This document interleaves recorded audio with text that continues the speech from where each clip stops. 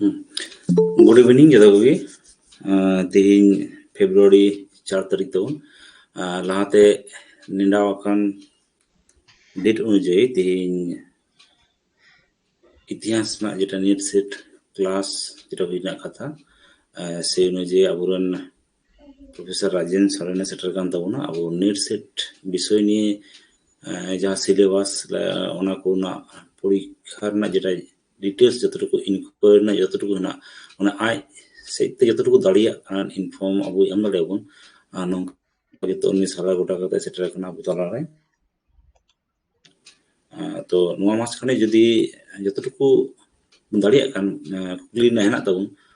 जतो हबुन चेष्टाया जे कोऑपरेटिव कते जतो हबुन लाहा मनवा क्लास रे तो निया मास खाने जनरल जेटा दरकार सेटा इनफॉरमेशन एम संगे plus syllabus plus question wise जतटुकु दाड़िया कान तबन इनफॉरमेशन एमाउन काना तो इधर और जस्ती करा तो बिन लाएगा जेहेतु मास्टर से तीन रेडी गया निया मेन कते इन मेंदा राजन सर मातारे अब तब में क्लास दो हैं ठीक गया माने वीडियो जदी नेलोआ नय लाइट नेलो कना बुझो हैं आदो बांग नेलो कना हैं वीडियो दो आपातत ऑफ दा ऑडियो तिगिन चलावा तो जतो हर की आर मिदम दोसर थम गुड इवनिंग आर ओना लई के ओको दो हयतो लाहार बुन हेक कना ओको दो तायनम ते जतो की अबुआ भारत दिसम ना अरिचली लेकाते विद्या देवी या शुभेच्छा तो तिहिं अबु हिस्ट्री चितान ते गड़ा बुन गालोचा आलोचनाया तो आलोचना मांग रे हाई मेन लेदा जे सरीगी नेटसेट दो जेमन की कठिना तेमन आरो सहज गया सहज दो चिदा विशेष करे इतिहास ना कथा लिटरेचर दो बन चला लिटरेचर दो भास्ट गया हिस्ट्री तो मिटन टाइम बाउंड रे मिना कदा तो एकबारे पहिल खय आलोचना लगी ते नोय रोड़ा जे प्रथम हा ओकाटा कुकली हा जतो को कुकलिया निये दो बड़ाई कते के हई मेनदा जे चे बोई बुन पढ़ावा नेट सेट लगी ते तो नेट सेट लगी ते ओका बोई बुन पढ़ावा थिन दो खले बुन आंजोमा नेक्स्ट क्लास रे हा ई बोई Khurana nyutum se onoliya writer ko nyutum in leya ye emay nyate in आंजोम तिगी first हुई कना क्वेश्चन पैटर्न बड़ाई लगी थे चेलकन क्वेश्चन हजुआ ओना बड़ाई लगी थे अबु हुई दाड़े एनटीए हुई दाड़े ट्रूमैन सा हुई दाड़े उपकार सा हुई दाड़े रमेश गुप्ता सा हिस्ट्री फॉर नेट सेट का बोई उछन का ओना बोई बुन हतावा मोटामोटी इया व्यक्तिगत जीवन ना अभिज्ञता तिन मेना जे बुन आंजोम का गया जे किसे किसेते जे अमुक हर हाना लगी ते निश्चय खाना अकय दो को मेना जुओ खेलाय निश्चय হয়ে গেছে अकय दो को मेना এই করেছে নিশ্চয় হয়ে গেছে কিন্তু নিত পর্যন্ত ওকটা অনলিয়ে চয় মেনকা বাং আंजोम কানা যে যাহাই বই কিরিন তো নিশ্চয় কানা বাংলাতে को मेना जे বই লেখান भागी बंधु दार तो बोई हता हुआ स्पेशली हिस्ट्री लगीते से जोतो लगीते नेट सेट प्रिपरेशन लगीते बोई तो मस्ट कना मिटंग बाबू कोड़ा अबुरन की कमेंट कान थने नेल लिदा जे मटेरियल्स जदी बखोमो थाले फालतू टाइम वेस्ट हुई कना इन दिन मेना बाबू नेट सेट लगी तो कोनो मटेरियल्स बांग हुआ तो ऐसे टाइप क्वेश्चन बांग हुआ जे इन नोट्स इन मामिया बाबू नियम कोस्ते पे बांग हुआ एकबारे खुटिए पढ़ा हुआ ताले फर्स्ट का कुछ मेन किदा फर्स्ट दे कना एनटीए उपकर स्टूडेंट्स रमेश गुप्तास नोआ हिस्ट्री चितानते को नेट सेट बोई को उछन काउना सेकंड हुई कना चाणक्य मेनते मिटन मैगजीन मिना ओका मैगजीन दो यूपीएससी चितानते ऑल कना स्पेशल हिस्ट्री चितानते तो नो को आर एरिहेंस मिटिंग लिखिता जतो के बोई इंटो जुदी चाणक्य उनका की कोई वैल्यूम में मैगजीन करना बाजार रे जामुआ तो ने निये को दो बाजार जातो बोई नितो कना टेक्स्ट बोई दो चेदा two types of text follow हुई तबना फर्स्ट हुई कना बेंगोली सेकंड हुई कना अबो इंग्लिश जेहेतु अब तो अधिकांश गिबन बेंगोली मीडियम रे स्टूडेंट्स कना बन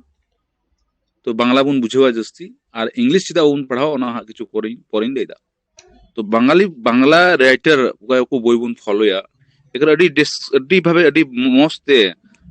डिस्क्राइप्टिव भाबे को बोई रे ऑल मेना खदा नेट सेट लिगिते माने नेट सेट प्रिपेयर लिगिते फर्स्ट इन लेया प्राचीन भारत ना इतिहास दिलीप कुमार सुनील कुमार चट्टोपाध्याय तारपर सुमित सरकार तारपर इरफान हाबिब माने रेपुटेड राइटर जे बोई बुन नामा बाजार खन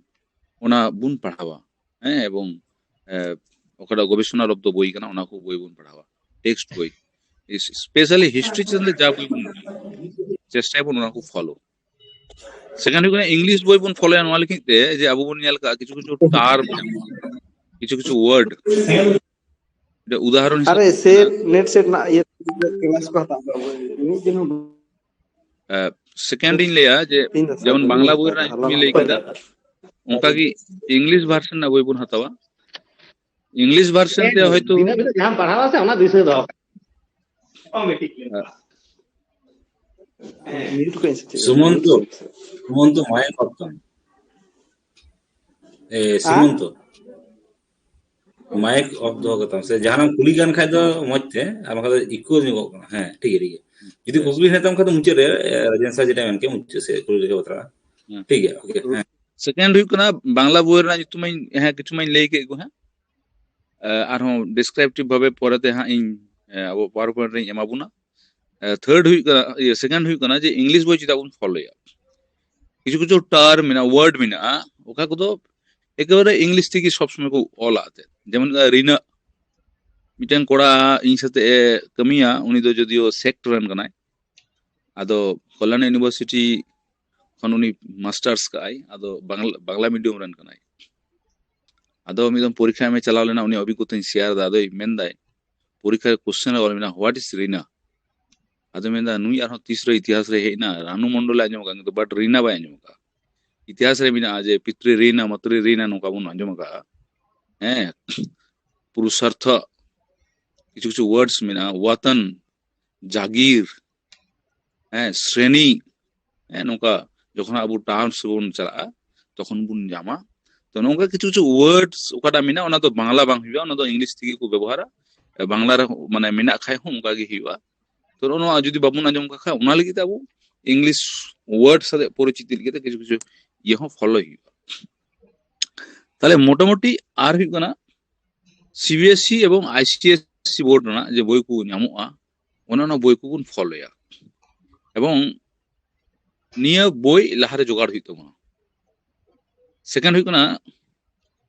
माने चेक लेका बुन पढ़ावा एकेबारे अडी खुटिए पढ़ा हुआ तिहा इन आलोचना अड़ी सुविधार्थे अड़ी सहज मिटन यूनिट इन आलोचना तबना बांग दो बांग आदो उन जखा इन किछु कोकलिंग क्लिबुना जे हयतो आंजम का गया बुन किंतु बाबुन बड़ाया एवॉइड का आबुन ओना को बाबुन पढ़ाव दियो का तो प्रथम ओनेज मेन के जे चिका लेका तबुन प्रिपरेशन आबुन नेट सेट लिगिते आयमा हर आयमा लेका फर्स्ट हुई कना प्रथम काट इन मेना ओना दो हुई कना जे एकबारे मिटे चार्ट मेंटेन हुई ओना चेक कना चा विभिन्न चार्ट हुई दड़े फर्स्ट हुई कना डायनास्टी माने राजवंश ओके को राज का उनको चार्ट टाइम टेबल माने क्रोनोलॉजी वाइज इन पढ़ाबइन क्रोनोलॉजी बइन मेंटेना ताहले किंतु बांग हुई हैं एकबारे मिटे उदाहरण नहीं एमा साकाबुन अबुआ फ्रीडम मूवमेंट हुई लेना बांग्लाते जुदी मेना स्वाधीनता आंदोलन हुई लेना तो स्वाधीनता आंदोलन रना एकबारे आईन अमान्य आंदोलन असहयोग आंदोलन भारत छाड़ आंदोलन नौ विद्रोह ने सिक्वेंस आम बड़ा हुई ओका ओका ओकाटा लाहारे हुईना ओका तायनम रे हुईना हैं आदो आम आईन अमान्य असहयोग आंदोलन हुईना तारपर हुईना आईन अमान्य आंदोलन तारपर हुईना भारत छाड़ आंदोलन तारपर हुईलना नो विद्रोह नोका ओका ओका को हुईलना सीक्वेंस वाइज आम पढ़ाई नो क्रोनोलॉजी वाइज नोआ हो नोका हो क्वेश्चन हजुआ फर्स्ट उना हुई कना टाइम टेबल तापर उना राज वंश रेन ओका को राजावा ᱧᱩᱛᱩᱢ पर पर माजे माजे की है माने हजुआ इनल का मेडिवल पीरियड रेना ये नोका तो अबू बुनियल का दास वंश रे को राजा को तहे कना ओकय पर सिंहासन रे दुरुब लेरा उना को तहेना तो नो जे सीक्वेंस जुदी बुन मेंटेना ताहले अबू बुन मना बुन सजाव दाड़िया अबू ताहले अबू मुगल वंश ना बाबार होल आबार जल सारलो औषध बुन कराबोदा और पर ओकय को राजा को हे कना माने टिल 1857 1857 धबी मुगल सम्राट को तहे कना नाम मात्र से परिचिति बांग थे कान तकवा उनका उपरुम बांग थे कना सोनाम धन बाको तहे कना किंतु को तहे कना ओकय को तहे कना मुचे धबी 1857 धबी ते उनको जोतो होड़ा ᱧᱩᱛᱩᱢ साल जोतो एकरे माने क्रोनोलॉजिकल सजाव कते आवी तो नोआ हिकना एकरे पढ़ावना माने चे स्टाइल नोका कते पढ़ाव हुआ गुटिए गुटिए एवं डेली मिटें रूटीन कते जे इन नोआ टाइम रे नी पढ़ावा नी टाइम रे नी पढ़ा नी टाइम रे नी पढ़ावा तले फर्स्ट रिसोर्सेस इन मेन केदा सेकंड हुकना टाइप ऑफ स्टडी थर्ड हुकना जे नोआ जे क्वेश्चन चे का अबू इंडियन हिस्ट्री ना पिया पार्ट मिना मिटे हुकना एंशियंट मिटे हुकना मेडिवल मिटे हुकना मॉडर्न प्राचीन भारत मध्ययुग एवं आधुनिक युग अबू बुनियल का मिटे हुकना अबू जनरल पेपर आ मिटे हुकना सब्जेक्ट पेपर माने सेकंड पेपर कोड़ा को मिता सेकंड पेपर रे मी छोटी क्वेश्चन था ना इन नित धबी कोड़ा स्टडी हुका ने स्टडी रे कोड़ा हे कना इनल का मी छोटी क्वेश्चन मध्य रे एवरेज रे एंशियंट को 30% मेडिवल को 30% मॉडर्न को 30% और बाकी 10% यूरोप ना चैप्टर खोय ताले एंशियंट ना ओकाटा 30% ओना तो गोटा एंशियंट खन गी मेडिवल ना ओकाटा 30% ओना गोटा मेडिवल खोय गी मॉडर्न ना ओकाटा 30% ओना गोटा मॉडर्न खोय गी और बाकी 10% ओकाटा यूरोप रेना गोटा यूरोप दो बांग अब ओकाटा टर्मिनोलॉजी मिना अब ओका को ओंडे मिना फर्स्ट यूनिट रे अब ओकाटा सिलेबस मिना जेहेतु इलेक्ट्रिक बनु तो बइन दादा तो अब ओकाटा टर्म कॉन्सेप्ट मिना फर्स्ट रे ओंडे खोय कि किछु किछु यूरोप रेना किछु किछु शब्द मिना फर्स्ट ना रिफॉर्मेंट मूवमेंट रेनेसा एपार्थेइड है माने ओने जे यूरोप रे फ्यूडलिज्म कम्युनलिज्म ह्यूमनिज्म नेनिया को ओकाटा शब्द मिना ओका जोखे हे कनाते नेनिया को शब्द खन गी ओना बाकी यूरोप रेना 10% क्वेश्चन हजु साचे जेमन हुई कना किछु किछु अनोलिया नितुम थेना राइटर नितुम थेना उनका ऑल पुथी जेमन हुई कना the prince discourse the city of God माने ओकय अनोलिया ओकय को कना को नेनिया को चितानते यूरोप पे खय यूरोप अंश खय निया को नोका मोटामोटी क्वेश्चन तहेना ओका को यूनिटी लेके ओना अब ओना ओकड़ा कांसेप्ट में टर्म्स में ओना खय गी माजे माजे फॉलो याको तो नो नोका कते अबु जदी जहाय बुन मोनेया ओकय दा वीक पॉइंट तहेन ताबुना बांग दो बांग ओकय दो नाते अबु स्पेशल पेपर बुन पढ़ाव का ओकय दो कना मॉडर्न ओकय दो मेडिवल ओकय दो कना मॉडर्न ये मेडिवल ओकय दो कना एंशियंट नोका अबु स्पेशल पेपर बुन चूज ले ओकय दो संभवतः और मिटन मेना स्पेशल पेपर हिसाबते नॉर्थ बंगाल नोका चलगाचो एनबीयू रे तहे का तो जहा ओकय दो अब वीक मेना एंशियंट प्रति ओकय बुन वीक का मेडिवल प्रति ओकय दो वीक का मॉडर्न प्रति तो जहां जुदि बुन मने इन बारिया यूनिट चितानते जोरिन एमा बाकी मिटे यूनिट नसे हयतो कमजोर ᱧᱚᱜ गिये ताहले किंतु उनी करा दाड़े ओना बारिया यूनिट चितान रे जहान बारिया से पिया जतो बेस्ट जतोते माने एम लेखा माडी मौज ओकड़ा सहजा बारिया यूनिट जुदि उनी एकरा मस्ते समय एमा ताले किंतु उनी माने सक्सेस हुईते किंतु खोटिया खोटिया पढ़ा हुईते नोआ उनी जोरे एम लेखान गे हुआ तो नितो ओना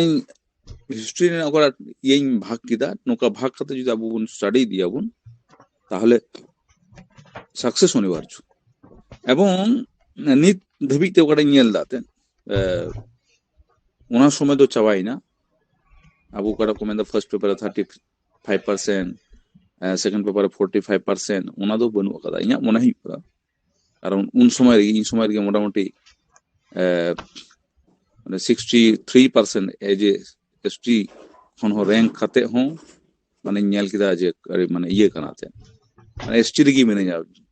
ᱵᱟᱝ ᱡᱮনারেল ᱨᱤᱧ ᱵᱚᱞᱚ ᱫᱟᱲᱮᱭᱟᱜ तो मोटामुटी नितो हो स्टूडेंट्स भागी आधुम को पढ़ाव रगे बिना को सरगी अड़ी अड़ी सेटा स्कोर दा को तो ताहले मिटन रिसोर्स हुईना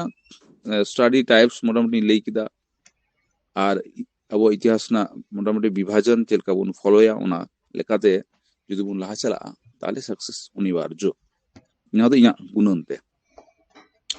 तिसार दो हुई कना जे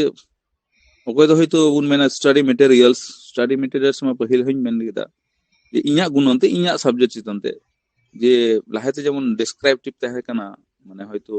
एसे टाइप क्वेश्चन ऑल हुई कान थना नितो तो ओना बनुआ तो ओनाते स्टडी मटेरियल्स जे चेक निमोआ चेक खोय जे हजुआ चेक खोय जे बांग हजुआ ओना दो किंतु इन हो बइन बडाया कदा बइन बडायाते एबं ओना एमसीक्यू बडाय गया एकबारे कटी कटी क्वेश्चन हजुआ का खोय हजुआ काडा बांग हजुआ ओना खोय बडाया तो ओना किन मेना जे अबो दो इन क्लास इन हता दो बांग जस्ट इन शेयर दा जे इन हयतो ओकय को हयतो बुन बाबुन फॉलो का बाबुन गुरुत्व बाबुन एमाका ओना गे हयतो एक क्वेश्चन रे हेका हैं तो परते जखन अबो पावर पॉइंट रे बुन चला तखन क्वेश्चन जे टाइप जे लकन हे दाड़िया ओना विथ एग्जांपल कते बुन नेला तो तीन मोटा मोटी एक और अड्डी मिटटें सहज चैप्टर खन अड्डी सहज चैप्टर खन प्रश्न उत्तर पर्व लेका तो बुन चला হয়তো বুন আঞ্জমকা আছে বাবুন আঞ্জমকা এমন এমন কিছু ইয়ে মানে হয়তো বাবুন গুরুত্ব কে বড় বাবুন আঞ্জমকা না তো বাং একরে ফার্স্ট আবু যখন কি ইতিহাস না পতার বুন চলা ইতিহাস না আলোচনা রে বুন চলা ওনা তো হুই করা আবু বুন বড়াই আডি সহজ যেহেতু মেনা যে ফার্স্ট দ সহজ থেকে এক হইবা এবং একটু মানে थोड़ा जुदा माछाते सिलेबस दो हाँ बइन फॉलो बइन नेल का बइन फॉलो का तो आलोचना सुविधार्थे जे चेक का पढ़ाव हुई तबना तिही ओनाते बुझो लगिते हड़प्पा सभ्यता चितानते नासे इन गालच तबना आलोचनाई इन आपु से अबु जा मेना बना नोडे नोडे मिटन कुकलिंग दहयदा जे अब हड़प्पा सभ्यता बन पढ़ाव का किंतु तीना हड़ बन बड़ाया जे जे অকই প্রত্নতত্ত্ববিদ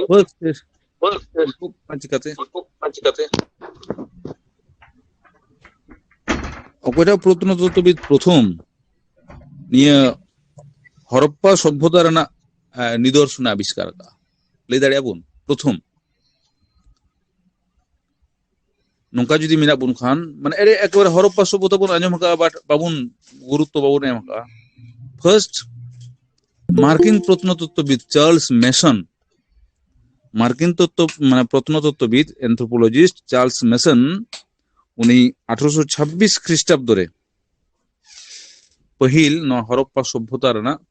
निदर्शने नाम पहिल उनी तारपर पुन मड़ाया राखालदास बंदोपाध्याय दयाराम साहानी जॉन मार्शल ठीक है नियमा हरप्पार ना दोसार कुकली जुदी बुन मेला मोहेंजोदाड़ो बुन मेना न मोहेंजोदाड़ो ओकटे सेंद्रा नाम किदा अड़ी माने मूल्य निया लास्ट रे अबू ठन अड़ी दामान नामान फेमिलियर पॉपुलर प्रोफेसर तहे कना उनी दे हुकना अबुरन मेरुना मैडम उनी मेन लेदा जे सरीगी नागाम तो हिस्ट्री तो के की कोथाय कानो इन खते सरीगी क्वेश्चन हुआ ताहले नेलाबुन अड़ी अड़ी बुन सहज आते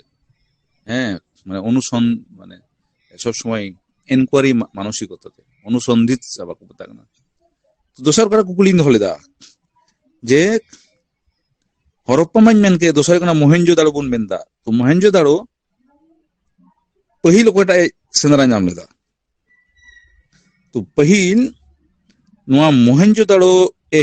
सेंद्रा नाम लेदा उनी दो हुई कना डियर भंडारकर देवदत्त रामकृष्ण भंडारकर उनी 1911 ख्रीष्टाब्द रे उन्हें हेज लेना अदो उन्हें अड़ी गुरुत्व किंतु बाय एमा दादा था उन्हें मेंदा कोनो बौद्ध स्तूप स्तूप हुआ उना जे मिटे प्रत्नतात्विक निदर्शन कना उना किंतु उनी बांग गुरुत्व का था परवर्ती काल रे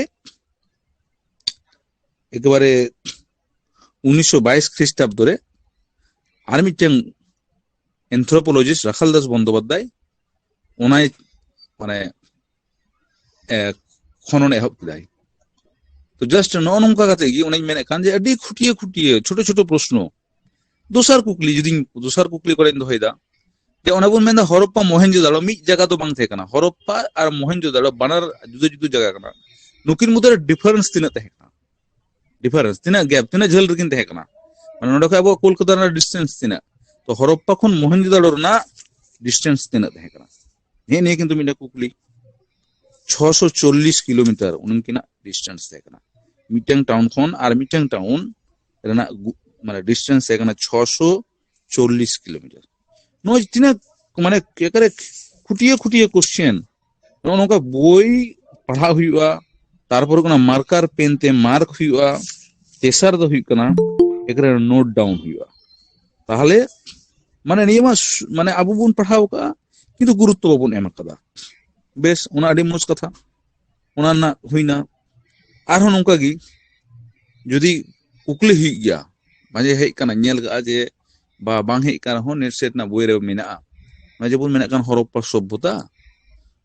सभ्यता ना विस्तृति पूर्व खन पश्चिम दिन और उत्तर खन दक्षिण दिन एक बार ओने मेन के निये को तो ओना बा मिटें आबो बुन कमेंट जे ओ उनी तो अडी बुद्धिमान कना बुद्धिमान दो बा स्टडी हुआ स्टडी लिखाय बुन आबो हो बुद्धिमान को मेता बुना माने बोई खन के जतो किछु हुआ बोई नि आहि तबुना नेला बुन न्यामा बुन बोई रेगी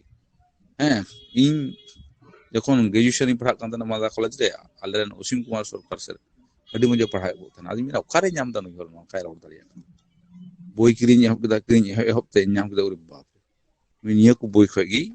ना को इन किरिन न्याम केदा जखन ना नि को बोई उनी स्टडी दा फॉलो ही दाई तो उनका गी बोई बुन फॉलो लखा बुन न्यामा ओकारे मेने कान जे हरप्पा सभ्यता ना पूर्व खन पश्चिम एवं उत्तर खन दक्षिण उनी विस्तृति पूर्व खन पश्चिम उनी विस्तृति थे 1500 किलोमीटर और उत्तर खन दक्षिण उनी विस्तृति थे 1250 किलोमीटर न जे कटी कटी नौकान कटी कटी नोट डाउन काना निये मिटें हुइना तारपर नय जेबुन मेंदा हरप्पा दाड़ो आरबुन आजम काबुन लोथाल गुरुत्व उन समय रना को मेता जे प्राचीनतम बंदर जुदी क्वेश्चन हुआ नय जे लोथाल नितो उकारे तहे कना नितो आ जुदी स्टेट वाइज बुन गेला ताले उकारे तहे कना अडी मोज क्वेश्चन नि जो तरुण बड़ाया गुजरात रे एवं नो जे उन समय रे संभवत 1404 टी बंखा 1904 टी नॉर्थ नितो मस्ते हा बन येउ का बन दिसेदा आलोचना प्रसंगे टोटल टाउन माने टोटल तिना खनन काते हरप्पा सभ्यता रेना टोटल टाउन रेना संख्या तिना तहे कना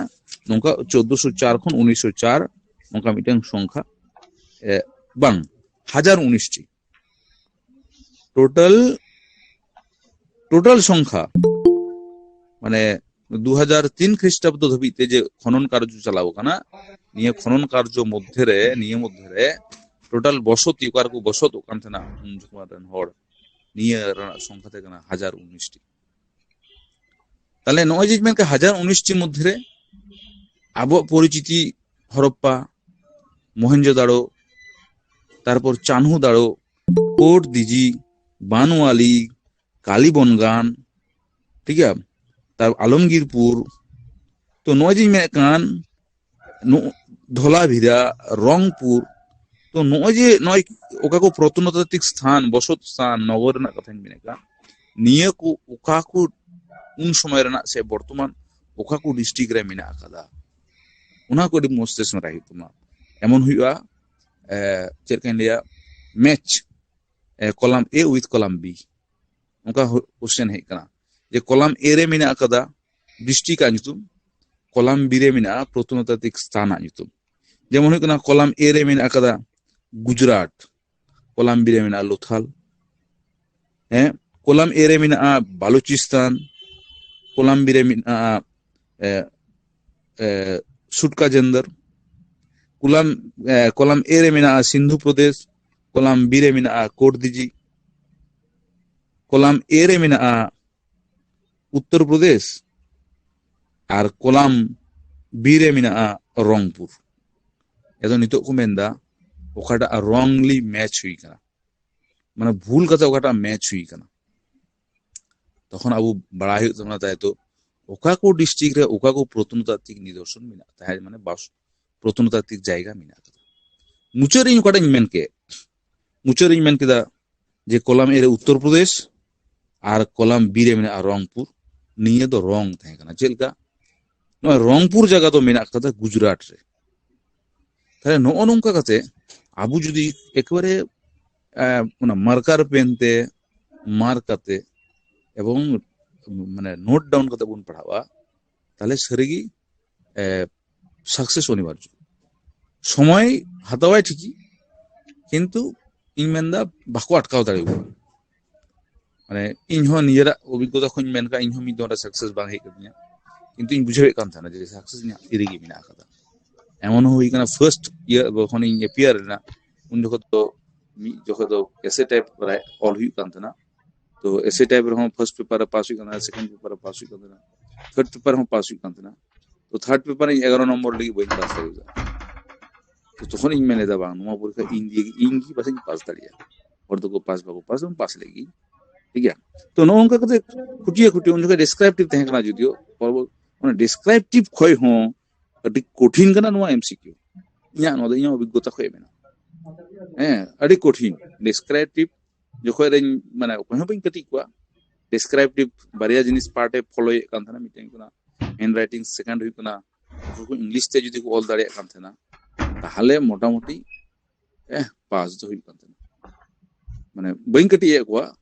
माने হয়তো ইয়া অভিজ্ঞতা যে ইংলিশ প্রতি যতটা আগে ভীতি মিনা কাদা শিক্ষক আহ কি জানি ভালো বোধহয় লিখেছে যে অলকা বাংলা মাই অলকা মানে বুঝে যাবে কান্তি ইংলিশ যদি ওলা নি তো দবি ইংয়া লকা মানে নিয়ে তো আনাসে উন তুলে जो খাল খায় উন বুঝবা ইংসতে কো বিএড দা কো হয়তো তো নিয়েল কা ইং বাংলা মিডিয়াম তে বাংলাতে উত্তরে জমকা মানে আনসার মিডিয়াম করা মিডিয়াম তে আনসার তো বাংলাতে অলদা ইং তো सामान्य परसेंटेज नाम कदा ओको इंग्लिश ऑल दा उनी विशाल नंबर नाम कदा आदि में ची बा उनी चे ऑल के दारिंग बांग चे तो नोका नेर कना जब इंग्लिश ते जखन को ऑल दा जहाय ना से उन डिस्क्रिप्टिव किंतु एमसीक्यू दो एकरे खूब कठिन गया ताले निये मोटा मोटी जो नेल केदा जे हरप्पा सभ्यतार नय किछु किछु क्वेश्चन तारपर आर चेल का हुई दाड़िया तारपर इना मन लई के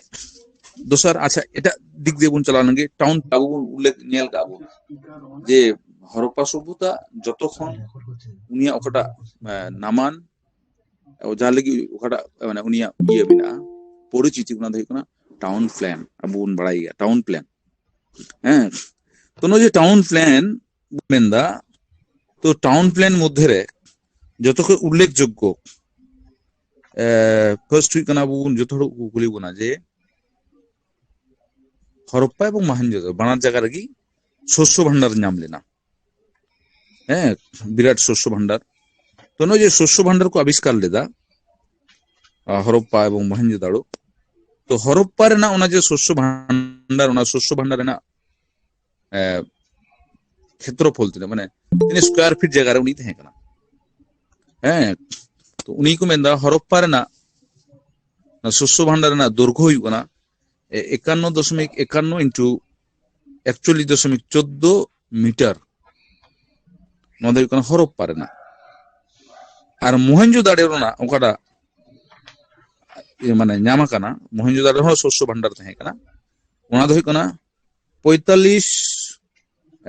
समथिंग इंटू 15 समथिंग नौका मीटर तो नय मेन के तो नय जे बुन मेन का ने हो हयतो नय मेन कोटा दशमिक बुन मेनदा ने दशमिक समथिंग गयामाय ᱦᱟᱱᱛᱮ ᱱᱟᱛᱮᱭᱟ ᱚᱱᱟ ᱮᱠᱟᱨᱮ ᱫᱤᱥᱟᱹ ᱫᱚᱦᱚᱭ ᱦᱩᱭᱩᱜᱼᱟ ᱛᱮ ᱡᱮ ᱱᱤᱱᱟᱹᱜ ᱦᱮᱸ ᱫᱤᱥᱟᱹᱜᱼᱟ ᱡᱩᱫᱤ ᱟᱵᱚ ᱵᱟᱨ ᱵᱟᱨ ᱚᱱᱟ ᱜᱮᱵᱚᱱ ᱨᱤভাইᱡᱟ ᱫᱤᱥᱟᱹ ᱫᱚᱦᱚ ᱟᱵᱚ ᱱᱚᱜᱼᱚᱭ ᱱᱤᱭᱟᱹ ᱦᱩᱭᱱᱟ ᱱᱤᱭᱟᱹ ᱦᱩᱭ ᱠᱟᱱᱟ ᱩᱱᱤᱭᱟᱜ ᱥᱚᱥᱥᱚ ᱵᱷᱟᱱᱰᱟᱨ ᱨᱮᱱᱟᱜ ᱢᱟᱱᱮ ᱚᱠᱟᱴᱟᱜ ᱵᱚᱱ ᱢᱮᱱᱫᱟ ᱟᱪᱪᱷᱟ ᱱᱤᱛᱚᱜ ᱫᱚᱥᱟᱨ ᱦᱩᱭᱩᱜ ᱠᱟᱱᱟ ᱚᱱᱟ ᱥᱚᱥᱥᱚ ᱵᱷᱟᱱᱰᱟᱨ ᱥᱟথে ᱥᱟথে ᱟᱨ ᱢᱤᱫᱴᱮᱱ ᱩᱱᱤ ᱚᱠᱟᱴᱟᱜ ᱯᱚᱨᱤᱪᱤᱛᱤ ᱚᱱᱟ ᱫᱚᱠᱚ ᱢᱮᱛᱟᱜ ᱠᱟᱱᱟ ᱥᱱᱟᱱᱟᱜᱟᱨ ᱱᱤᱛᱚᱜ ᱡᱩᱫᱤ ᱠᱩᱠᱞᱤ ᱦᱩᱭᱩᱜᱼᱟ ᱟᱵᱚ ᱵᱚᱱ ᱠᱚᱱফᱤউᱡᱚᱜ ᱟᱵᱚᱱ ᱦᱚᱭᱛᱳ ᱡᱮ ᱚᱠᱟᱴᱟᱜ স্নানাগার ᱧᱟᱢ ᱞᱮᱫᱟ ᱚᱱᱟ ᱫᱚ ᱢᱚহেঞ্জোদারো ᱨᱮ ᱧᱟᱢ ᱞᱮᱱᱟ ᱥᱮ হরপ্পা ᱨᱮ ᱧᱟᱢ ᱞᱮᱱᱟ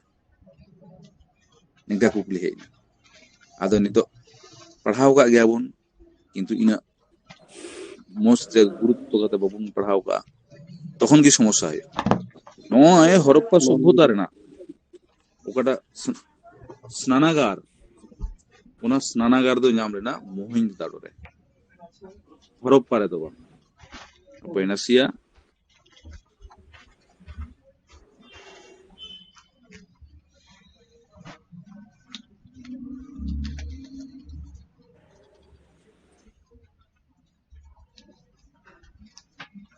ᱦᱮᱸ ᱛᱚ ᱚᱠᱟᱴᱟᱧ ᱢᱮᱱᱮᱫ ᱠᱟᱱ ᱛᱟᱦᱮᱸᱱ ᱡᱮ ᱚᱱᱮ স্নানাগার ᱨᱮᱱᱟᱜ ᱠᱟᱛᱷᱟ ᱚᱱᱟ স্নানাগার ᱫᱚ ᱠᱤᱱᱛᱩ ᱧᱟᱢ ᱞᱮᱱᱟ ᱚᱱᱞᱤ মহেঞ্জোদারো ᱨᱮᱜᱮ হরপ্পা রে ᱫᱚ ᱵᱟᱝ ᱟᱨ ᱫᱚᱥᱟᱨ ᱦᱩᱭᱩᱜ ᱠᱟᱱᱟ ᱚᱱᱟ ᱪᱮᱛᱟᱱ ᱛᱮ ᱚᱱᱮ ᱡᱮ স্নানাগার ᱵᱚᱱ ᱢᱮᱱᱮᱫ ᱠᱟᱱ ᱚᱱᱟ স্নানাগার ᱨᱮᱱᱟᱜ ᱩᱱᱤᱭᱟᱜ ᱵᱤᱥᱛᱨᱤᱛᱤ ᱛᱤᱱᱟᱹᱜ ᱠᱟᱱ ᱛᱟᱦᱮᱸ ᱠᱟᱱᱟ ᱫᱳᱨᱜᱚ ᱯᱨᱚᱥᱛᱚ ᱚᱱᱟ স্নানাগার ᱨᱮᱱᱟᱜ জিলিং তে তহে কানা 54.86 মিটার গানিতে তহে কানা মানে দৈর্ঘ্যতে তহে কানা 54.86 মিটার আর প্রস্থতে তহে কানা 32.91 মিটার নিতো কুকলি হিউয়া ওনা মা স্নানাগার মা তহে কান গি ওনা স্নানাগার রে বলো লিগিতে তিনা দুয়ার তহে কানা মা আদো নিতো ñel 6টি 7টি 5টি 10টি নিতো কারাম টিকা বাবুন पढ़ाव लेदा बन इन गुरुत्व बन एम कदा মহেঞ্জোদারো রে বলো লিগিতে ওনা ডবরে ওড়া রে বলো লিগিতে দুয়ার তহে কানা 6টি একবারে মানে একবারে নয় মানে ওনা যখনা এরিহ্যান্ট উপকাস ট্রুমেন্স রমেশ নিয়ে কো বই বন ফলো याबन নিয়ারাবন জাস্ট নে এনকা কোশ্চেন এবং নেনকা কোশ্চেন কি মাঝে মাঝে হেই কানা হজুয়া হ্যাঁ তারপর নিয়মা হুইয়েন উনি যে মেন্দাকু উনি যে স্নানাগার তহে কান স্নানাগার রেনা দৈর্ঘ্য প্রস্থ এবং উচ্চতা ইনা তহে কান ইনে না কুলি দাঁড়িয়ে বোনা ওনা কো কোশ্চেন হে দাঁড়িয়ে তো নৌকা কথা মানে একবারে ছোট ছোট প্রশ্ন কটি কটি প্রশ্ন তারপর আবু কোন ইয়েও কা গিয়া বোন যে ওনা যে স্নানাগার তহে কান স্নানাগার চিতান রে মানে যেমন কটি কটি ওড়া তহে কানা ওকার দো কো মেন্দা কিচরি কো পালাটো কান থানা কো বদলে কান থানা কো उनका की आर हो थोड़ा थोड़ा ओड़ा हो तहे कना अदम दो तहे लगी ओड़ा ओना ओड़ा रे कोई थन कान थेना आदो को मेंदा ओना ओड़ा रे दो को तहन कान थेना को पुरोहित को उनको पूजो अर्चना कान थेना को मेंदा को जे ओना दा दो धर्मीय उद्देश्य रे कोनो धर्म कमी लगी को যেমন বক্রেশ্বর রে ওখানে ললো দাগ মেনা ওনা দাগ উডুক রনা যেমন ব্যবস্থা মেনা বক্রেশ্বর বন নেল কা গিয়া তো বন চালা বড়া গিয়া ললো দাগ তো চের কাদা উডুকোয়া আর নাও দাগ বলোয়া উনকা গে উন সময় রে ওন্ডে গি ওন্ডে মহেঞ্জোদারো রে যে ওনা পুকুরি রেনা দাগ উডুকর লাগি আর বলো লাগি চে তহে কানা মানে ড্রেন তহে কানা নিকাশি ব্যবস্থা তহে কানা তাহলে নো যে টাউন প্ল্যান রেনা অনেক রকম উল্লেখযোগ্য নগর পরিকল্পনা আর ওনার সাথে সাথে চে তহে কানা উন সময় রেনা ইয়ে তহে কানা মানে নিকাশি ব্যবস্থা আডি দামান নিকাশি ব্যবস্থা মধ্যে হয়তো কোশ্চেন হয় না যে উনি যে ড্রেন তহে কান ড্রেন রা গভীরতা তিনে তহে ᱟᱵᱚ ᱦᱚᱭᱛᱳ ᱮভᱚᱭᱮᱰ ᱫᱤᱫᱟᱵᱚᱱ ᱢᱮᱱᱟᱜ ᱠᱟᱱᱟ ᱵᱚᱱ ᱦᱚᱭᱛᱳ ᱵᱟᱝ ᱦᱤᱡᱩᱜᱼᱟ ᱠᱚᱥᱪᱮᱱ ᱜᱩᱨᱩᱛᱛᱚ ᱵᱟᱹᱱᱩᱜᱼᱟ ᱱᱚᱝᱠᱟ ᱵᱟᱝ ᱦᱮᱡ ᱫᱟᱲᱮᱭᱟᱜᱼᱟ ᱮᱢᱚᱱ ᱦᱩᱭᱩᱜ ᱠᱟᱱᱟ ᱤᱧ ᱵᱟᱹᱧ ᱯᱷᱚᱞᱳ ᱟᱠᱟᱫ ᱛᱮ ᱚᱱᱟ ᱠᱚᱥᱪᱮᱱ ᱜᱮ ᱤᱧ ᱦᱮᱡ ᱟᱠᱟᱱᱟ ᱚᱱᱮ ᱡᱮ ᱰᱨᱮᱱ ᱨᱮᱱᱟᱜ 1 ᱠᱷᱚᱱ 2 ফুট ᱚᱱᱟ ᱨᱮᱱᱟᱜ গভীরতা ᱛᱟᱦᱮᱸ ᱠᱟᱱᱟ ড্রেন ᱨᱮᱱᱟᱜ তারপর ᱚᱱᱮ ᱵᱚᱱ ᱢᱮᱱᱮᱫ ᱠᱟᱱ ᱴᱟউᱱ ᱢᱮᱱ ᱫᱟᱵᱚᱱ ᱫᱚᱥᱟᱨ ᱪᱮᱫ ᱦᱩᱭᱩᱜ ᱠᱟᱱᱟ ᱚᱱᱮ ᱡᱮ ᱤᱴᱟᱹ ᱚᱠᱟᱴᱟᱜ ᱫᱚᱠᱚ ᱚᱲᱟᱜ ᱟᱫᱟ ᱩᱱ ᱥᱚᱢᱚᱭ ᱚᱲᱟᱜ ᱟᱠᱟᱜ ᱟᱠᱚ ᱚᱱᱟ ᱤᱴᱟᱹ ᱨᱮᱱᱟᱜ ᱚᱱᱩᱯᱟᱛ ᱛᱤᱱᱟᱹᱜ ᱚᱱᱟ ᱤᱴᱟᱹ ᱠᱚ ᱵᱮᱵᱚᱦᱟর ᱠᱟᱜᱼᱟ ᱚᱱᱟ ᱤᱴᱟᱹ ᱨᱮᱱᱟᱜ ᱚᱱᱩᱯᱟᱛ ᱛᱤᱱᱟᱹᱜ ᱟᱹᱰᱤ ᱢᱟᱱᱮ ᱟᱵᱚ ᱵᱚᱱ ᱯᱟᱲᱦᱟᱣ ᱠᱟᱜ ᱜᱮᱭᱟ হরপ্পা সভ্যতা সম্পর্কে কিন্তু অনেক মেনে কান এভয়েড ইদিউ কা বন ওনা কুগি বাবুন নেল কা ওনা নিতত নেল হুই তাবনা ওনা হরপ্পা এবং মহেঞ্জোদাড়ো রে ওকা কু ইটে কু ব্যবহার লেদা ওনা ইটে রেনা বিভিন্ন মাপ তাহে কানা বিভিন্ন জায়গা রে বিভিন্ন রকম ওড়াগ লাগি মিটেন প্রাচীর লাগি মিটেন কিন্তু ওনা রেনা আনুপাতিক হার 1:2:4 ইনাগি তাহে কানা 1:2:4 ᱚᱱᱟ ᱚᱱᱩᱯᱟᱛ ᱛᱮᱜᱮ ᱤᱴᱟᱹ ᱠᱚ ᱛᱮᱭᱟᱨ ᱞᱮᱫᱟ ᱪᱮᱫ ᱞᱮᱠᱟ ᱚᱠᱟ ᱠᱚ ᱤᱴᱟᱹ ᱚᱲᱟᱜ ᱞᱟᱹᱜᱤᱫ ᱠᱚ ᱛᱮᱭᱟᱨ ᱞᱮᱫᱟ ᱚᱱᱟ ᱫᱚ ᱛᱟᱦᱮᱸ ᱠᱟᱱᱟ ᱡᱤᱞᱤᱧ ᱛᱮ ᱛᱟᱦᱮᱸ ᱠᱟᱱᱟ 31 সেন্টিমিটার আর গান্ডি তে তᱟᱦᱮᱸ ᱠᱟᱱᱟ 15 সেন্টিমিটার উচ্চতা রে তᱟᱦᱮᱸ ᱠᱟᱱᱟ 7 সেন্টিমিটার আর ওকা ᱠᱚ ᱤᱴᱟᱹ প্রাচীর ᱞᱟᱹᱜᱤᱫ ᱠᱚ ᱛᱮᱭᱟᱨ ᱞᱮᱫᱟ প্রাচীর ᱠᱚ ᱛᱮᱭᱟᱨᱟ ᱟᱵᱚ ᱵᱚᱱ ᱵᱟᱲᱟᱭ ᱜᱮᱭᱟ ᱡᱮ ᱱᱚᱜᱼᱚᱭ ᱡᱮ ᱛᱤᱱᱟᱹᱜ ᱤᱭᱟᱹ ᱛᱟᱦᱮᱸ ᱠᱟᱱᱟ নগর ᱛᱟᱦᱮᱸ ᱠᱟᱱᱟ ᱱᱤᱭᱟᱹ ᱱᱚᱜᱚᱨ ᱨᱮ ᱵᱟᱨ ᱫᱷᱚᱨᱚᱱᱟᱜ ᱡᱟᱭᱜᱟ ᱛᱟᱦᱮᱸ ᱠᱟᱱᱟ ᱢᱤᱫ ᱫᱷᱚᱨᱚᱱᱟᱜ ᱫᱚ নগর প্রাচীর তে ঘেরা ᱛᱟᱦᱮᱱ ᱠᱟᱱ ᱛᱟᱦᱮᱱᱟ আর ᱵᱟᱝᱠᱷᱟᱱ পরীক্ষা মানে ᱫᱟᱜ তে ᱮᱥᱮᱫ ᱛᱟᱦᱮᱱ ᱠᱟᱱ ᱛᱟᱦᱮᱱᱟ তো ᱚᱱᱮ ᱡᱮ ᱚᱠᱟᱨᱮ ᱠᱚᱱᱟ দুর্গ নগর দুর্গ ᱚᱠᱟᱨᱮ ᱫᱚ ᱩᱱ ᱥᱚᱢᱚᱭ ᱨᱮᱱ ᱱᱚᱣᱟ ᱢᱤᱫᱴᱟᱝ ᱥᱟᱢᱟᱡᱤক বৈষম্য ᱨᱮᱱᱟᱜ মানে আইডেন্টিটি পরিচিতি কানা তো ᱚᱱᱮ ᱡᱮ ᱢᱮᱱ ᱚᱠᱟᱨᱮ ᱢᱮᱱᱫᱟ প্রাচীর ᱞᱟᱹᱜᱤᱫ ᱚᱠᱟᱴᱟᱜ ᱛᱟᱦᱮᱸ ᱠᱟᱱᱟ প্রাচীর ᱞᱟᱹᱜᱤᱫ ᱚᱠᱟᱴᱟᱜ ᱤᱴᱟᱹ ᱠᱚ ᱛᱮᱭᱟᱨ ᱠᱟᱜᱼᱟ ᱚᱱᱟ ᱨᱮᱱᱟᱜ ᱡᱤᱞᱤᱧ ᱛᱟᱦᱮᱸ ᱠᱟᱱᱟ 40 সেন্টিমিটার গান্ডি ᱛᱟᱦᱮᱸ ᱠᱟᱱᱟ 20 সেন্টিমিটার আর উচ্চ তাহের কানা 10 সেন্টিমিটার অর্থাৎ উনিয়াᱜ ওনা যা ইটে কো ব্যবহার কা ওনা ইটে রেনা আনুপাতিক মাপ হুᱭᱩᱜ ᱠᱟᱱᱟ 1:2:4 আডি মজ তারপর ওড়াগ কো তৈয়ার কিদা বাড়াই গিয়া বুন চে ওড়াগ এমন ওড়াগ নাম কানা ইটে রেনা ওড়াগ গি ওনা ইটে রেনা ওড়াগ রেনা উচ্চতা ওকা দো 1 তলা ওকা দো 2 তলা ওকা দো 3 তলা যত কই কটি ওড়াগ নাম কানা যত কই কটি খুপড়ি ওনা খুপড়ি রেনা মাপ তিনা ওনা খুপড়ি রেনা মাপ কো মেনদা 2.79 বর্গমিটার কটি যত খুপড়ি ওকাটা উনকু সেন্দ্রা নাম কা ওনা রেনা মাপ হুᱭᱩᱜ ᱠᱟᱱᱟ 2.79 বর্গমিটার মানে কটি কটি কোশ্চেন সরিগি এমসিকিউ ওনে লেকে আডি যেমন কি কঠিনা তেমন কি পড়া হুᱭᱩᱜᱼᱟ যদি বাবুন পড়া কনসেন্ট্রেশন দিয়ে পড়া হুᱭᱩᱜᱼᱟ এবং হুᱭᱩᱜᱼᱟ মানে কঠিন দিগি হয়তো আধম কো মেনা আধম মুখস্থ বাং থেনা মানে এসে টাইপ যখন থাকে না 1000 ওয়ার্ড মধ্যে অল মে নো 1000 ওয়ার্ড মধ্যে অল রেনা যেমন সমস্যা বনু কাদা কিন্তু নোডে ওকড়া সমস্যা মিনা ওনা দো হুᱭᱩᱜ ᱠᱟᱱᱟ আডি মস্তে একেবারে মার্কার পেনতে মার্কার কাতে চিকা হুᱭᱩᱜᱼᱟ পড়াও বেশ ওনা চালাওনা ওড়া বন নেল কিদা ডাহার যদি বন মেনা ডাহার আবু বন বাড়াই গিয়া যে হরপ্পা সভ্যতার ওকা কো ওড়া তৈয়ার লেনা ওকাটা ডাহার আড়ি রেনা মানে দেওয়াল তাহেं কানা ওনা দো মানে বুবা প্রাচীর লেকা তাহেं কানা যে সামথিং জাস্তি ওড়া রেগি জালনা বাং তাহেं কানা ডাহার আড়ি রে আর হো আবু মিট জায়গা রেগি মানে যা তাহেं কানা কালীবঙ্গান বাদ কাতে কালীবঙ্গান রেগি ডাহার সাথে দুয়ার লাগোয়া তাহেं কানা মানে ডাহার খন কি দুয়ার রেম বলো এবং দুয়ার খন কি ডাহার রেম রাকাবুয়া নুকান ওড়া রেনা নিদর্শন নাম কানা কালীবঙ্গান বাদ কাতে যত টাউন রেগি চে হুᱭᱩᱜ ᱠᱟᱱᱟ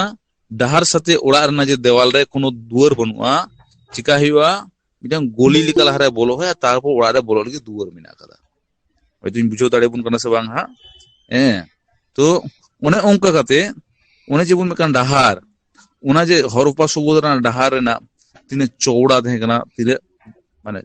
माने माने डहार ते तीन ओसार तहे कना मेरे को मिनिमम ओसार उना डहार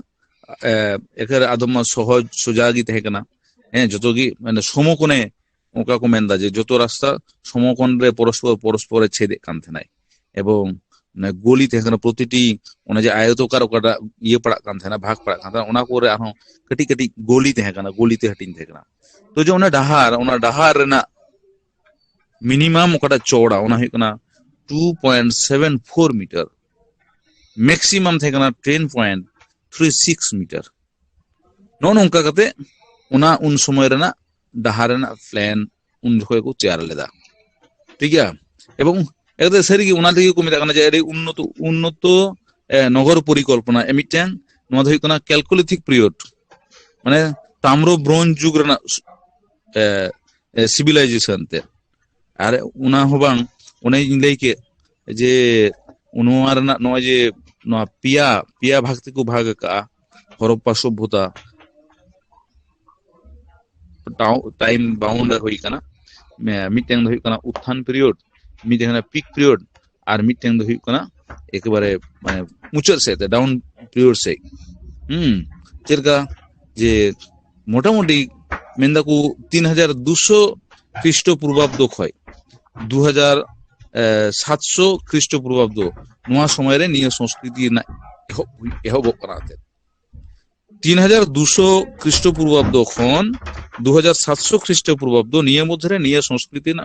निय हरप्पा माने आदि हरप्पा संस्कृति ना एहब हुई कना पीक पीरियड तहे कना एकर नुन जखन दो टाउन प्लान को मस्ते तैयार जो दिक दिए अडी अडी मौज हुई करा उन्हें 2700 ख्रीष्टपूर्वाब्द खय प्राय 1900 ख्रीष्टपूर्वाब्द निये देखो पीक पीरियड तारपर परवर्ती माने डाउन माने एकरे माने जखन पतन से चला कना माने जखन मुचाद से जकना उना हुई कना 1900 ख्रीष्टपूर्वाब्द खन 1500 ख्रीष्टपूर्वाब्द निये मध्य अर्थात नोआ हरप्पा सभ्यता रेना टाइम दो हुई कना 3200 ख्रीष्टपूर्वाब्द खय 1500 ख्रीष्टपूर्वाब्द रेना निये समय बेस ताले मोटामुटी अब नगर परिकल्पना सम्पर्के बन गालोच किदा बन नितो एकेबारे अड्डी अड्डी हुई कना ओंडेना जीविका खन चेलकान क्वेश्चन हे दाड़ा जीविका खन माने कृषि काज अधिकांश बड़ाई गया बन जो तखन अधिकांश हड़ा चाषबास चितान को डिपेंड को तहे कना ताले नितो ओने जेहेतु कृषि काज नितो क्वेश्चन हे कना जे सिंधु सभ्यता रेना ओका जगह रे उना नाहेल रेना दाग माने चाष लेदा को उना चाष रेना दाग मिना कदा अडी मा ताहले तो मा बुझो में मेंदे हरप्पा मोहेंजोदाड़ो चानहुदाड़ो कालीबंगान ओका टाइम बोला ताहले कालीबंगान रे उना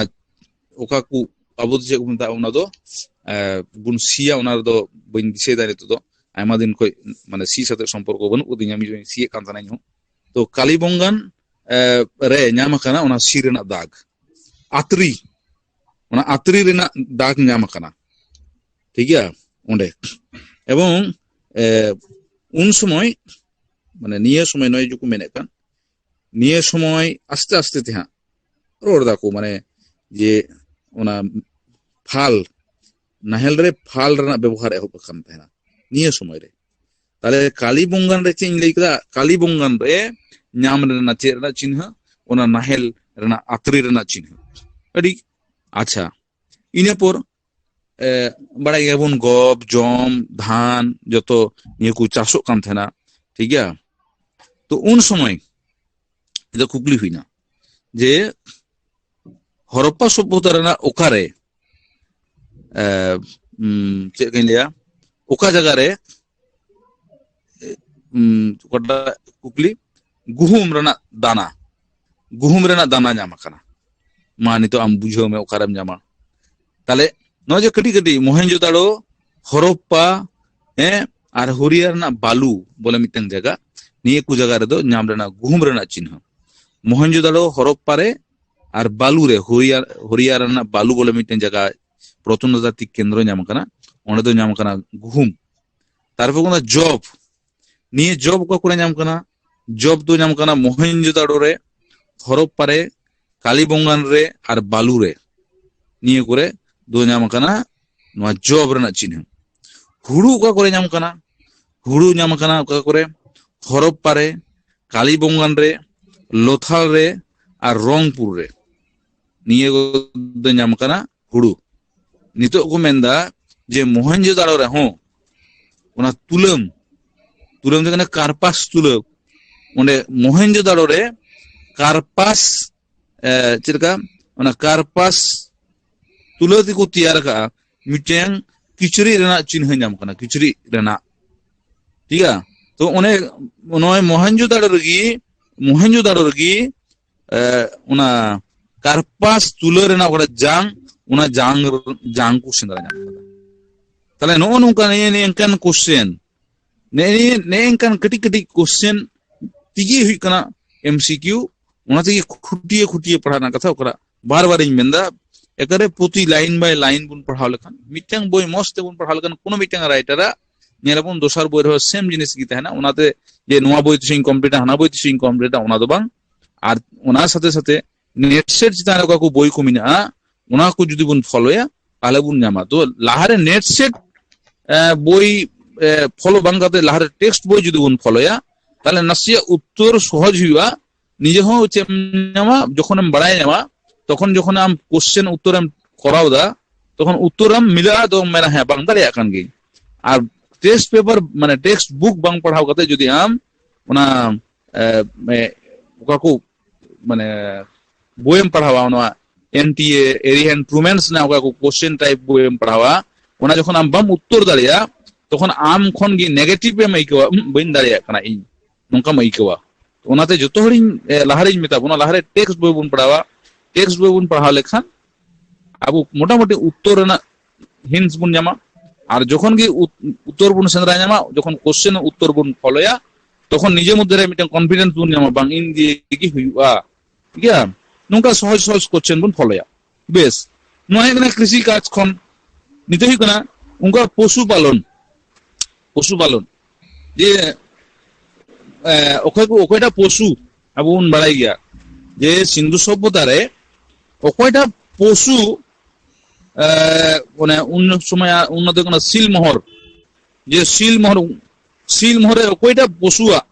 जीवा से जियलिया चिन्ह जस्ती मिना आकादा जतो को नाम का कोआ माने जेमन उनको तो गाय को डांगरा को भिडी को मेरम को सुक्री को उनको तो जेमन को जमे को देना उनका लेका की ऊट गधा और उनको ऊट गधा और उन तो चिलु मताय कना आधार डांगरा नुकु तो उनको तो को और लगी गड्डी और लगी को व्यवहार को था ना तो उनका लेका की उन्हें जे सील मोहर दे कान उना सील मोहर रे ओकोइटा जियलिया चिन्ह दे काना नोंका क्वेश्चन रे हिजुआ किंतु ठीक है ओकोइटा जियलिया उन्हें जी कोना चिली आधार डांगरा वृक्ष बांग्ला ते को मेता को ठीक है ऑक्सन तो नुई ऑक्सेना चिन्ह जस्ती न्यामा काना उना ये रे नोआ उना ये रे सील मोहर रे नोय नोंकान क्वेश्चन तारपर सादम कुकले है ना जे मोहनजोदाड़ो रे ओका जगह रे मोहनजोदाड़ो ना ओका जगह रे सादम रना डाटा सेंद्रा नामका को सादम रना डाटा ठीक है से मोहनजोदाड़ो सभ्यता रना बा हरप्पा सभ्यता रना ओका जगह रे सादम रना जांग नामा काना नोंका किंतु क्वेश्चन है काना नेगरा वास्तव अभिज्ञता को मेंदा निजे पढ़ाव का नेल कदा तो नौजवान हरप्पा लोथाल सुरकोटाडा कुंतासी कालीबंगान नोआ को जगह दो सादम जांग नाम कना उनका की राना घुंडे बोले मिटेन जगह नुआ राना घुंडे रे दो सादोम सादोम सादोमा डाटा नाम करना सादोम तो नो जगह कटी कटी क्वेश्चन नुआ कटी कटी क्वेश्चन गी अब ये हुई तो मुना पढ़ा हुई तो मुना हैं ताले मोटा मोटी इन आलोचना की दई चे लेका पढ़ा हुई तो मुना अच्छा तारपर निये दो पशुपालन दिक दिए हुई ना उन्हें ना कारीगरी उन समय रे प्रजुक्ति ज्ञान किंतु तहे कान तकवा हैं कारीगरी ये हुई कना माने जस्ती कारीगरी शिल्प विज्ञान प्रजुक्ति निये संपर्क में किंतु ज्ञान तहे कना तो नहीं तो क्वेश्चन है कना क्वेश्चन हेजुआ जे क्वेश्चन जे सिंधु सभ्यता रे ओकटा मेटल उनको जस्ती को यूज काम थे ना मेटल तामा सोना रूपा ब्रोंज मानी तो जदि मस्त बम बड़ाई काम चेम चिकाया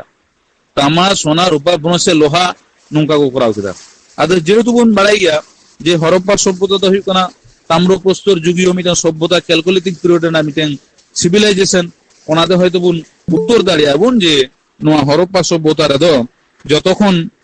जस्ती तामा को व्यवहार करना आरहों ने निये की जेनो जे तामा बुन मेंदा हरप्पा रे तामा गुलो लिगिते तामा गोलानो करा को मिता खाना उन समय उन्हें नेता जेमन हाथ जेमन अंक रासा चिक्के को उन्हें मी जोखे तो उन्हें बांग दे करना उन्हें प्रजुक्ति अंक रासा लुइहरे माने ठेकाते को गुड़े काम थे ना तो उन समय ओकरा अग्नि कुंड रे चिका कान थे तामाकू गोलावे काम थे ना नुंका हरप्पा रे 16टी अग्नि कुंड को संदरा नाम का ओकारे ठीक है ये हरप्पा रे ना ओकारे ओना माने तामाकू गोलावे काम थे ना तारपर कुकली प्रश्न नौका है ना जे हरप्पा सभ्यता रे ना ओकारे ताम्रोकार माने कामार को कोई बन मेता कोना कोई को मेहनत ते जिनिस पत्र को तैयार हमको तो कामार तो उनका ताम्रोकार ना कर्मशाला माने ओना दो जे माने ओकारे ओने कामार ओकार को तैयार आते जिनिस पत्र तो उनकान गी मिटे ताम्रो कर्मशाला ओकारे नाम काना हरप्पा सभ्यता रे ना ओका जगह रे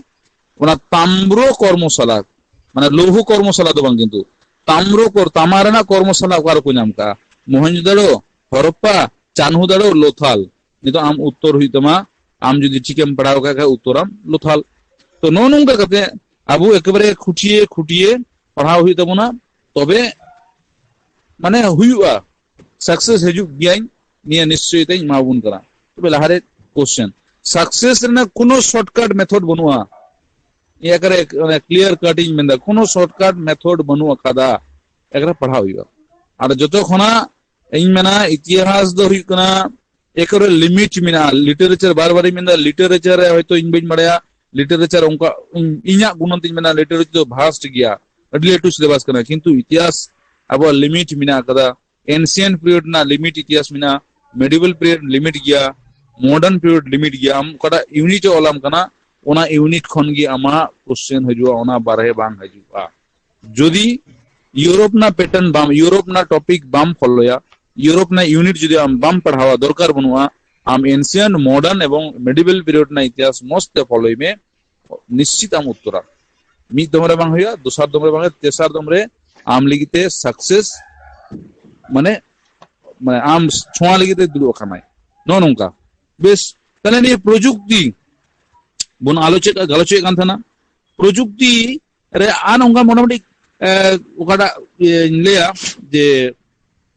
जेमेटिक ज्ञान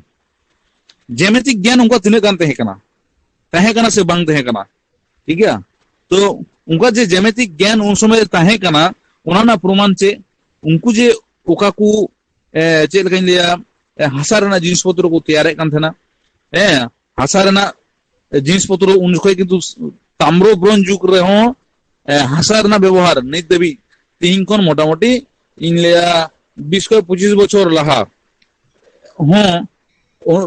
अधिकांश ओड़ा रे टोटल 4 भाग रे 3 भाग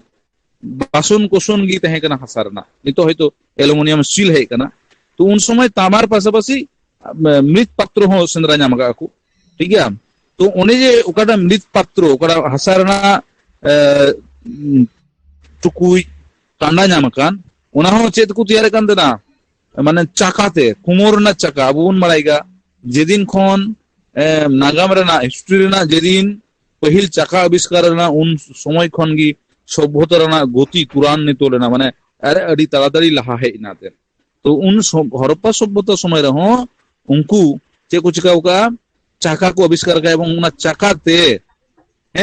टुकुई को तैयार का एवं टुकुई उना चितान रे ओने जे जिनिस पत्र को तैयार ले हसा रे ओना जे छवि को आकाव ले चे छवि ओका दो हुआ बाहर ना छवि ओका दो हुआ सकाम रना छवि ओका दो हुआ चेने चुपरूर ना छवि तो ओने चेने चुपरूर बाहा दारी नारी रना छवि खनगी को मेंदा जे उनका मिटे जेमेटिक ज्ञान माने उनका तहे काना माने मीना अकादा तहे कान तकुआ निये की मिटेन ओना बुन नेला मिटेन क्वेश्चन हजुआ जे ए फॉर एसर्शन माने नोंका मिटेन ए एवं बी बारिया ये को एमका जे का मेना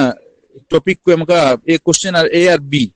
तो नोंका माने तो ले में ए ठीका से बी ठीका से ए ठीका से बी भूला से बी ठीका से ए भूला से ए बी बनारगी ठीका नोंकान क्वेश्चन हजुआ माने तीन ये बांग खातिर ते बन जेसु डेस्कटॉप बन व्यवहार दाड़िया ओना खातिर तो ना बन उदु दाड़िया बोना तो नोंकान क्वेश्चन नोंका हजुआ आम ये हुई तमाते जेमन किछु कोन लहार के मिटे क्वेश्चन अडी मस्तिन ताजी दिया बोना ओना जगह रे आरो उल्टो तो ओना क्वेश्चन जुदी मेना जे हरप्पा सभ्यता रे ओका जगह रे पहिल किचरी रेना चिन्ह नाम लेना हरप्पा सभ्यता रे ओका जगह रे पहिल किचरी रेना चिन्ह नाम लेना उन जखन कारपास तुलो रेना कथा मेने कान थेना ते मोहेंजोदाड़ो रे जे उना तुलम को सेंद्रा नाम का तुलम रेना जांग को सेंद्रा नाम लेदा तो उनका गी उना मोहेंजोदाड़ो रेगी उना तुलम रेना किचरी गीते तो मोहेंजोदाड़ो रेगी चिकावलना उना किचरी ना निदर्शन नाम लेता नुंका आरो डिटेल्स जदि बन पढ़ा खाली उना बांग जेमन हुई कना काडा को उन जखो जे गृहपालित पशु को असुले को थाना नोना चे उनको खाली और लेखा तो बांग निदर्शन चे आबु बन नेल का उनको घोष को ओका को जगह रे उनको ये दाको माने काडा को तोले कोआ ओने सारिबद्ध भाबे मिटटें पर उनको ओना खुइली लटुल तो मा ते को बीट का ना ओका रे उनको गई डांगरा को तोले कोआ उनकान चिन्ह हो जाम कना ठीक है तो नोनका का तो जुदा खुटियो बन पढ़ावा ताले सक्सेस होने बार जो बेस ताले मोटा मोटी तीन दो इनिनगी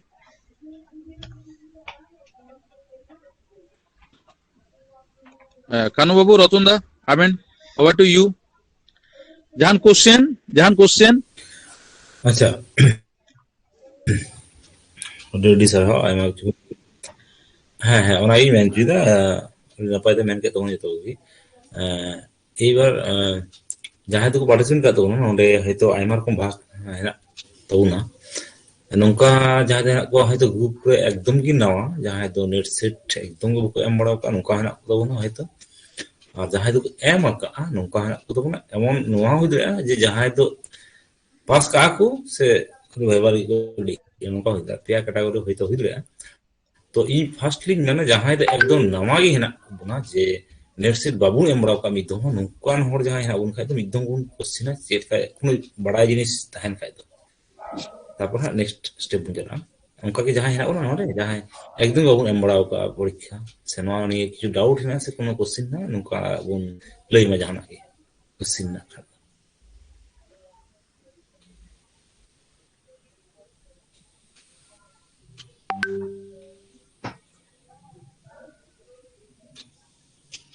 अच्छा मन हयतो कोनो बोलो जहां अच्छा परीक्षा को एम बड़ाओ का किंतु हयतो परीक्षा रे तेमन भाबे बाकू अटेम्प्ट दाड़े को नंका समय किछु प्रॉब्लम निये नो गुगल माने व्हाट्सएप गुरु हेना को नंकान की कैंडिडेट हयतो जस्ती हेना को नो मुदु जहां हेना उन खा नको किछु क्वेश्चन बुन दो दाड़े जे तिने क्लास नेक्स्ट क्लास के यूनिट वाइज से इंडिविजुअल तिहिया क्वेश्चन नंकाना किछु प्रश्न थान का नोगी एकदम मौज थी गया पूरा मेरा लगे बतलाव को आती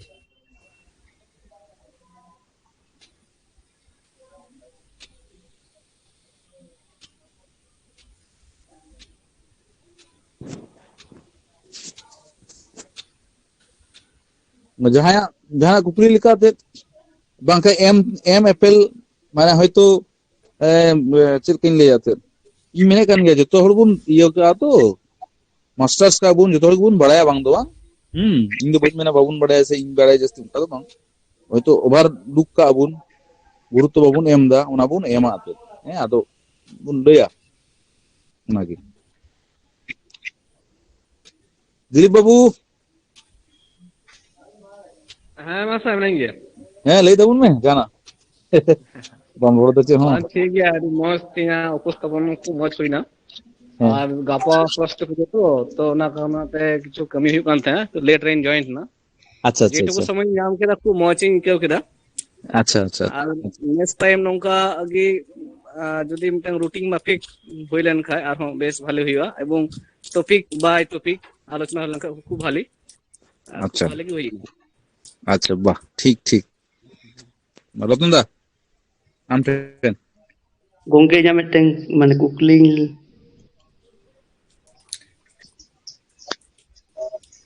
হ্যাঁ লে মে है वहाँ acha gongke सीजन वो वहाँ class ko mane routing mane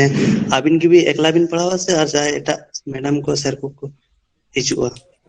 ar cheka unit mane ona ko ji lahate kati unka em lekan bhai ko mane mane cheka bhabte padha mane topic ta cheko adi hoyo अच्छा अच्छा अच्छा दिलीप बाबू थोड़ा mute अच्छा अच्छा दिलीप बाबू mute হ্যাঁ মাসা mute Dilip बाबू थोड़ा mute जग में আচ্ছা আচ্ছা है म्यूट में माइक म्यूट है अच्छा श्री जहाँ है मेन के जे रूटिंग वाइज आर की नुका तो एक्चुअली नुका तो रूटिंग वाइज जतो हले खोजो काना हुई चुन तो अडी उसरा की ले क्लास को नोले शुरू का तो जार जन्नो उनगान वाले दाड़ी का आसे नुका उनगान टीचर को वाले जाम का से परिचित हेना को उनगान सते बाले गाम वाले का जे आम का डेट हताव ले आसे नु का डेट हला नुका बाले सिरुल ले का जेहेतु आर नितो एमन हेने जे कॉलेज को हिना से स्कूल को हिना जार जन्नो वाले कोंडा ले का किंतु जतटुक सुर रहना को जे नुई दाड़ी कना क्लास हताव से नुई रजी कना क्लास हताव नुका अनुजय आला नेक्स्ट परपोर ले एम दिदा जतो कोई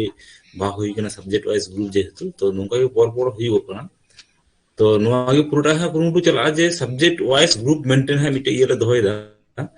जे एक्चुअली बांग्ला रे हेना को बांग्ला मेंटेन हिस्ट्री को हेना को हिस्ट्री मेंटेन इंग्लिश को इंग्लिश मेंटेन नुका के हाले कुरुमुटु दा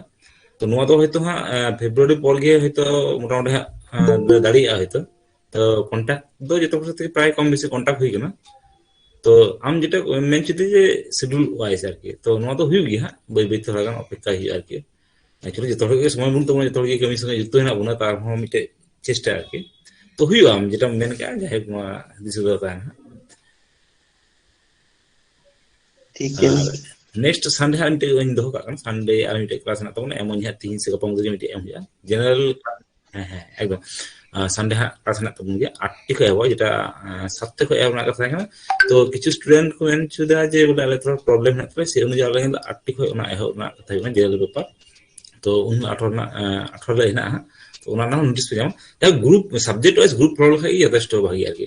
और यदि हा कोनो प्रॉब्लम जहां पे उजर का जे नुवा सब्जेक्ट ना से हां सब्जेक्ट तो इन मेना ग्रुप में एडमिन को जाए ना को उनको से मिलो अंत पे कांटेक्ट है एसएमएस से फोन तो समाधान का अवश्य को रिप्लाई जतो कि पॉजिटिव ना बुन तो से से अवश्य आंसर को এবং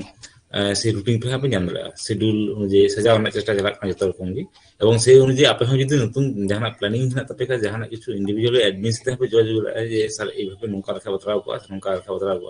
তো সেটা আলাদা হলে কুরুমুটু के সেরকম হবে ঠিক আছে बस এটুকুই নেক্সট যাহা কুকলি था ठीक है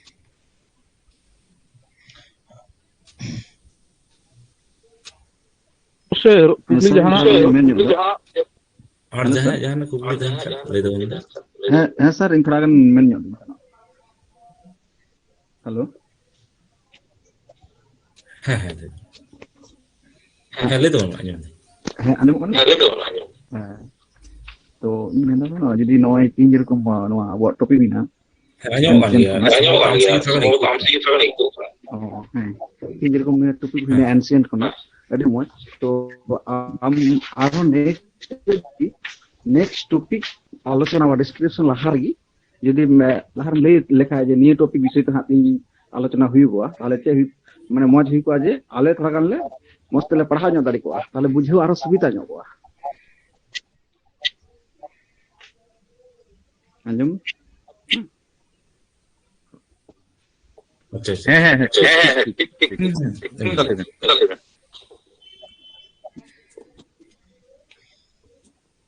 প্লিজ আঞ্জুম ᱧᱟᱢ না Bachelor thinking Rajan sir ji যেটা বললেন যে জেনারেল হ্যাঁ মাইক অফ হ্যাঁ রাজন স্যার যেটা মেলা দেখি তো একদম জেনারেল ডিসকাশন হইবা যার জন্য নয় টপিক দেখি উল্লেখ বাং হইনা তো নেক্সট যেটা হইবা হ্যাঁ সে একদম পুরো টপিক অনুযায়ী একদম এম হইবা গ্রুপ রে নঙ্কা গে যেভাবে বন নাম দা যে অমুক স্যার তিন ক্লাসে হাতাও দা সে অমুক ম্যাডাম ক্লাসে হাতাও দা এতটা টাইম সময় হাতাও দা এবং ইউনিট হো ভাগ তাহেনা এবং টপিক হো ভাগ তাহেনা সেটা যথেষ্ট তোমাকে পরিকল্পনা তাহে কান গে অবশ্যই এবং তিনটা নঙ্কা গে হইনা তো যদি অ্যাডজাস্ট করুন তো নয় ফেব্রুয়ারি দেবি হ্যাঁ তারপরে হ্যাঁ নেক্সট উনকুরুমুটে বাকি সাজেশন রতন দা রতন দা হ্যাঁ রতন দা ᱤᱧ ᱢᱮᱱᱫᱟ ᱦᱮᱸ ᱤᱧ ᱦᱚᱸ ᱵᱚᱞᱮ ᱚᱱᱟ ᱯᱟᱣᱟᱨ ᱯᱚᱭᱮন্ᱴ ᱤᱧ ᱠᱚᱨᱟᱣ ᱟᱠᱟᱫ ᱛᱟᱦᱮᱱᱟ ᱢᱟᱱᱮ ᱠᱚশ্ᱪᱮᱱ ᱨᱮᱱᱟᱜ ᱴᱟইᱯᱥ ᱪᱮᱫ ᱞᱮᱠᱟ ᱢᱮᱱᱟᱜᱼᱟ ᱛᱮ ᱦᱮᱸ ᱟᱫᱚ ᱚᱱᱟ ᱠᱚশ্ᱪᱮᱱ ᱴᱟইᱯ ᱪᱮᱛᱟᱱ ᱛᱮ ᱛᱷᱚᱲᱟ ᱰᱤᱥᱠᱟᱥᱚᱱ ᱠᱤᱭᱟ ᱟᱫᱚ ᱤউᱱᱤট ᱨᱮᱫᱚ ᱵᱟᱹᱧ ᱦᱮᱡ ᱠᱚᱜᱼᱟ ᱟᱫᱚ ᱡᱮᱦᱮᱛᱩ ᱤᱧ ᱰᱮᱥᱠᱴᱚᱯ ᱵᱟᱹᱧ ᱠᱷᱩᱞᱟᱹᱣ ᱫᱟᱲᱮᱭᱟᱜ ᱠᱟᱱᱟ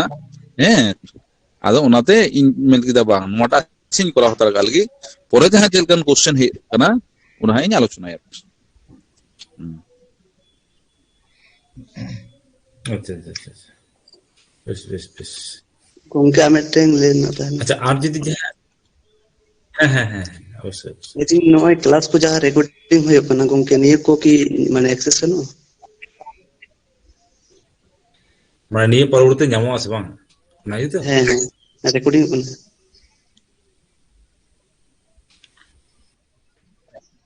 হ্যাঁ হ্যাঁ অবশ্যই ᱧᱟᱢᱚᱜ এবং ইতিহাস না রেকর্ডিং ইতিহাস গ্রুপ বাংলা না রেকর্ডিং বাংলা গ্রুপ কি এমন মানে যত ক্লাস না কি যত কি রেকর্ডিং হইগো কানা আর যদি বাই চান্স যদি কোনোটা মিস লেন খায় সেটা আবু বন চেষ্টা আর মিদিন বন ক্লাস হয় সেদিন আর বন রেকর্ডিং মানে শুধু আবুয়া কথা দো বাং শুধু জাহাই দো আপে say in say জাহাই co master বনা কোন নঙ্কা দো যে উনকু পালন না নঙ্কা দো নেক্সট ইউটিউব রে পুরোটা কি তাহে না যেতে নেক্সট জেনারেশন নেক্সট যাহা কো এমএ কো কমপ্লিট দে যে জাহাই কো নেট সেট কো এমন লাগি নুকু হিতে কো উপকারো নোয়া কিয়েতে তো ওনা লাগি নোয়া ব্যবস্থা হই কানা আর কি এত রেকর্ডিং চালা কোন অসুবিধা না নিয়ে next jangan kemudian kamu kali ya गंके लेन दी आकारे ᱧᱟᱢᱚᱜᱼᱟ ᱱᱤᱭᱟᱹ ᱨᱮᱠᱚᱨडिᱝ को माने प्लेटफॉर्म पे नोआ रेकॉर्डिंग नोआ ग्रुप में हिस्ट्री ना तिहिन ना हुई हिस्ट्री ग्रुप गी यामो बार पे दिन भीतर गी यामो कना एकदम ग्रुप गी है चला कना है यूट्यूब माने व्हाट्सएप ग्रुप गी चला कना है यूट्यूब ना लिंक पूरा गी ओंडे यामो तो ओना चला है ना है Santal West Bengal Santal professor association पे गी चला ओंडे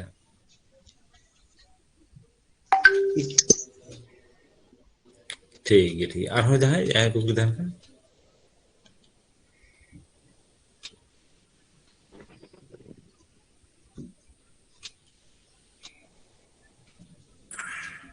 जनी गंके मैंने कना हाँ हाँ ले दो ना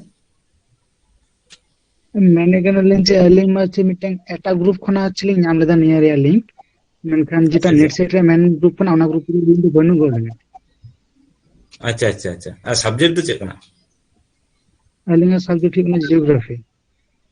अच्छा अच्छा जियोग्राफी अच्छा हाँ डिना पर कथा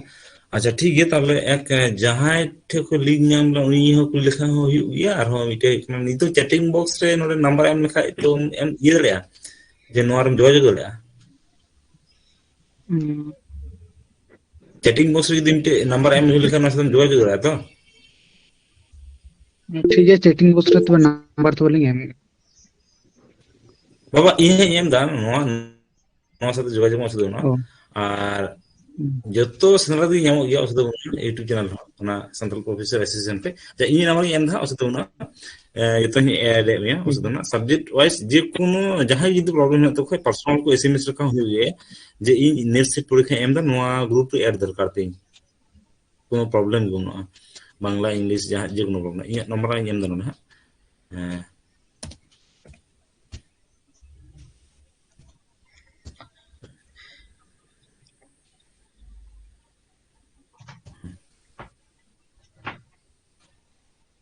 चलो ना ठीक है नोडे नंबर सेट दो को से दो ना हम एसएमएस के नोट ग्रुप रे जियोग्राफी इन ऐड को नेक्स्ट जहां आरो जहां नोंकान कुकली जेकुनो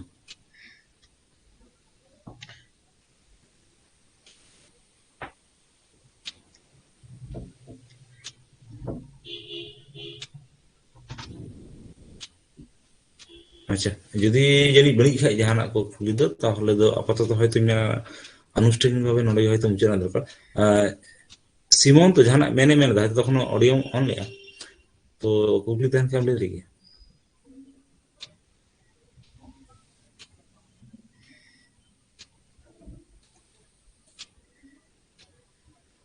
jadi dunia ba anyam da acha ठीक है तेहिनी एमनी जहां बन क्लास ना अरे मोटामुटी नापाई गई तो ना जहां ये तो रकम कुकली तहे कान तो उना से बड़ाना तहे कान तो ना जतो मोटामुटी से हो ᱧᱟᱢ ᱠᱮᱫᱟ तेहिन दो मोटामुटी क्लास तेहिन नोडे बन मुचाद कान तो ना तबे कनो बाबू मा तबे मुचाद कता बन तेहिन